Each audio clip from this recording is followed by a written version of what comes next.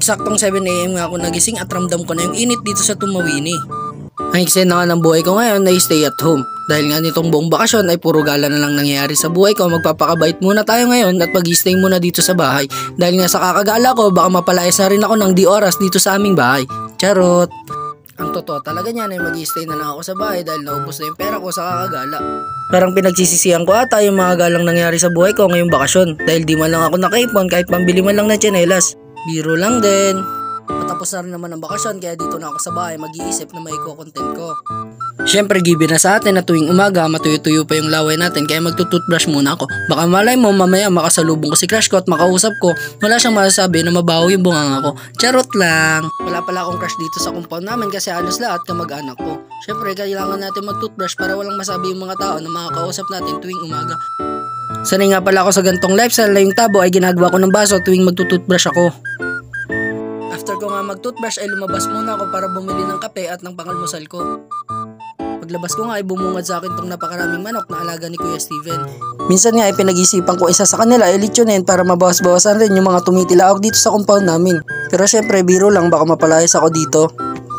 Pasado alas 7 pa lang ng umaga pero yung araw tirik na tirik na. Paglabas nga ng compound namin ay tindahan agad ng tita ko kaso nga lang sarado kaya nilampasan ko na. Tumingin nga ako sa araw dyan kaso nga lang ay hindi ko pala kayang tumingin sa iba. Charot! Pabili po. Ano nga dyan? Kape. Yung Nescafe. Yan. Tapos dalawang pansit canton tapos isang itlog. Yung angang nyo.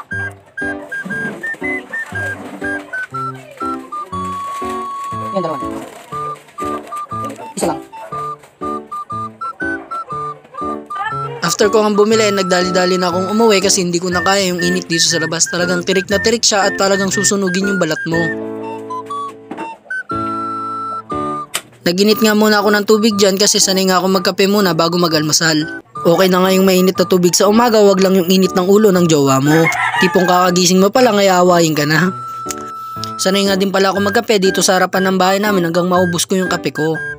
Pinagmamasdan ko nga yung paligid habang tumitilaok tong mga manok na parang sinasabi sa akin na gusto rin daw nila magkape. Napansin ko nga rin dito na ang daming sinampay kaya parang naisip ko na gusto ko maglaba ngayong araw. Kaso nga lang sa init ng panahon parang tinatamad na naman ako. Kaso nga lang pag hindi ako naglaba ay wala akong susuotin.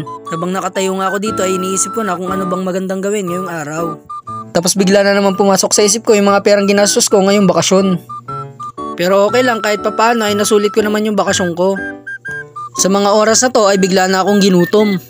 Ay oo nga pala meron akong pansit canton na binili para pang almusal ko. Naginit na nga ako ng tubig dyan at nilagay ko na yung itlog ko. Ay itlog na binili ko. Naghintay nga lang ako ng mga 5 minutes dyan at kumulo na yung tubig kasama ng itlog ay nilagay ko na yung pansit canton. Hinintay ko nga maluto dyan yung pansit canton ng 5 to 7 minutes.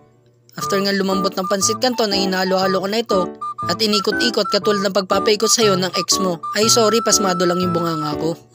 Nang maluto na nga yung pansit canton ko habang binivideo ko ito ay parang may kulang. Iniisip ko ano bang kulang dito? Ayaw nga pala yung itlog ko. Yung itlog na binili ko pala. Ano ba yan? Puro itlog. Sa lahat nga ng pagkain ay itong pansit canton ang pinaka-paborito ko. Habang pinanonood ko nga yung video ko na kumakain at nagvo-voice over, napansin ko na makapal na pala yung buhok ko. Sabay din ang init ng panahon kaya pala mainit na rin yung ulo ko. Alam ko na magandang gawin ngayong araw, magpapagupit na muna ako. Nga pala kung matatanong nyo kung bakit marami akong puting buhok sa ulo kasi lahi na namin yan. Siyempre bago ako magpagupit ay enjoyin ko muna tong pansit canton ko. Sa tagal ko nga ba naman na hindi nakatikim nito dahil puro gala nga yung ginawa ko nitong bakasyon. Mga 9 na nga lang nakalabas ako. Kung makikita nyo ay tirik na tirik pa rin yung araw. Paglabas ko nga dyan ay walang sasakyan at walang tricycle na namamasada. Kaya no choice ako para maglakad papunta ng pagupitan. Pero syempre dahil mainit kaya nagsombrero na ako. After nga nyan nakasalubong ko pa tong mga classmate ko kaya napangiti na lang ako. Ito nga pala yung park sa amin na mga tumatambay lang ay magjowa. Kaya nga pala di ako tumatambay dito dahil wala akong jowa. Mapapasana all ka na lang talaga pag dumaan ka dito. Nakarating na nga rin ako dito sa barbershop. Ay nga pala dito ako madalas magpagupit dahil sa halagang 100 pesos mo ay sulit na. Nakalagay nga sa pintuan dyan ay full, kaso pinupush ko. Ang hili ko talagang ipush kahit ayaw na sa akin. Ouch! Pero syempre, biro lang. Umaga pa nga lang ay marami na silang customer. Mga ilang minutes pa nga ako naghintay dyan bago ako magupitan. Inaantok na nga rin ako sa kakaintay. Buti na nga lang tapos na si kuya at ako na rin ang sumunod. Ang gupit ko nga pala ay first fade. Ito nga muna yung pinagupit ko dahil wala pa kaming pasok. Mga ilang weeks pa naman bago magpasukan. Napatanong nga din si kuya dyan kung bakit ito yung papagupit ko, alam niyang cream ako. Madalas ko kasing pinapagupit dito ay parang semi-kalbo. Basta yun, pang criminology. Sa course kasi namin ay bawal ang mahabang buhok. Dapat clean cut lagi. Kaya ngayon lang ako magpapagupit ng ganito. Di ko nga rin alam kung babagay itong burst fade sa akin kasi mataba ang hugis ng mukha ko. At least kahit mataba yung hugis ng mukha ko, cute naman ako. Charot! Inaabutan talaga ng isang oras yung mga nagpapagupit dito. Dahil ginugupitan ni kuya na maayos lahat ng mga customer niya. Di ko alam kung anong kakalabasan nito kaya abangan nyo na lang. In 5, 4, 3, 2, 1. I just wanna get higher with my lover. Veo una muñeca cuando miro. Oops, tama na, baka may ma-inlove pa. Charot! Lakad na nga ako pa uwi pero nadaan ako tong sugar baby na milk tea yan. Sobrang init nga kaya order na rin muna ako nito bago umuwi. Saktong-sakto to para ma-refresh yung katawan ko sa init. Sabi nga ng tindera kung pwede niya raw akong picturean kasi ako daw yung una nilang customer ngayong araw. At nagpa-video na rin ako kaso palpak yung pagka-video niya. Charot lang. Hanggang dito na nga lang ang video na to. Ayan, kahit papaano naman ay naging mukhang tao ako. Dahil tinapos mo tong video na to, paki-like na rin and follow.